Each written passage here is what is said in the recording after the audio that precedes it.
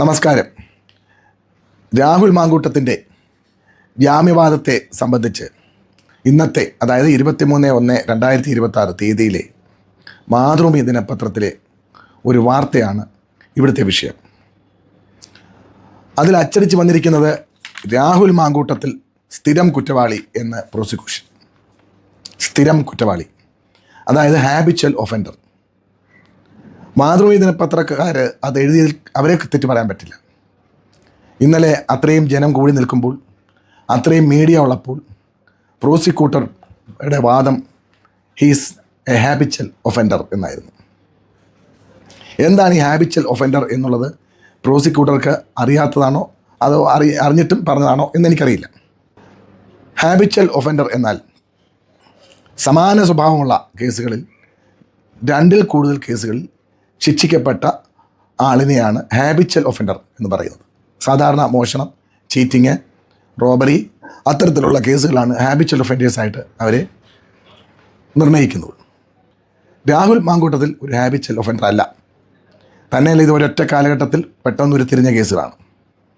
അത് പ്രോസിക്യൂട്ടറുടെ ഭാഗത്തുനിന്ന് വന്നത് നിൽക്കക്കള്ളി ഇല്ലാത്തപ്പോൾ എന്തെങ്കിലുമൊക്കെ വിളിച്ച് പറയാം എന്നുള്ളതുകൊണ്ടായിരിക്കാം, അല്ലെങ്കിൽ അറിവില്ലായ്മ കൊണ്ടായിരിക്കാം.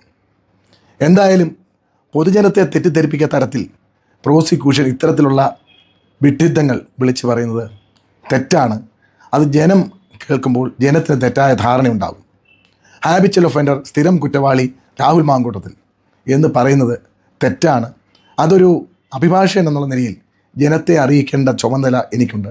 എൻ്റെ തൊണ്ട അടച്ചിരിക്കുക എങ്കിൽ പോലും, പനി വന്ന് തൊണ്ട അടച്ചിരിക്കുക എങ്കിൽ പോലും, ഇതിപ്പോൾ വീഡിയോ ഇടുന്നതിൻ്റെ ഉദ്ദേശ്യം ഇതുപോലുള്ള തെറ്റായ കാര്യങ്ങൾ കോടതിയിൽ അവതരിപ്പിക്കുന്ന പ്രോസിക്യൂട്ടർമാരുടെ നിലവാരമില്ലായ്മ നമ്മൾ മനസ്സിലാക്കണം. പത്രക്കാർക്ക് ഇതൊന്നും അറിയത്തില്ല, അവരടിച്ചു വിടും. മാതൃഭൂമി ദിനപത്രത്തിൽ പ്രോസിക്യൂട്ടർ പറഞ്ഞ ഈ ഒരു വാചകം മാത്രമാണ് വളരെ എടുത്തു കാണിച്ച് വാർത്ത ഇട്ടിരിക്കുന്നത്. അതാണല്ലോ അവർക്കൊക്കെ രസവും.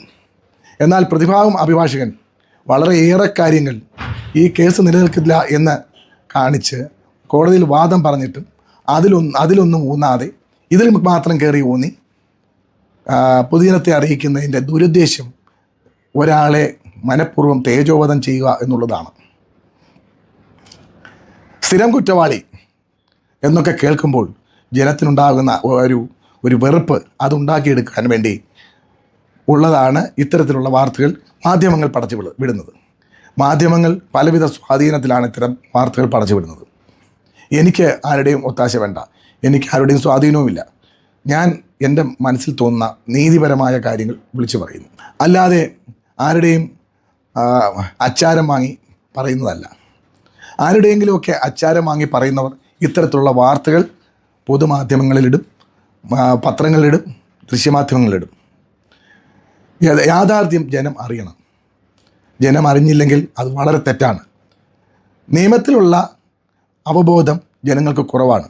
ഇതുപോലെ ഹാബിച്വൽ ഒഫൻഡർ, മാങ്കൂട്ടത്തിൽ സ്ഥിരം കുറ്റവാളി എന്നൊക്കെ പറയുമ്പോൾ അത് വളരെയേറെ തെറ്റായ ഒരു സന്ദേശമാണ് പൊതുവിന് കൊടുക്കുന്നത്.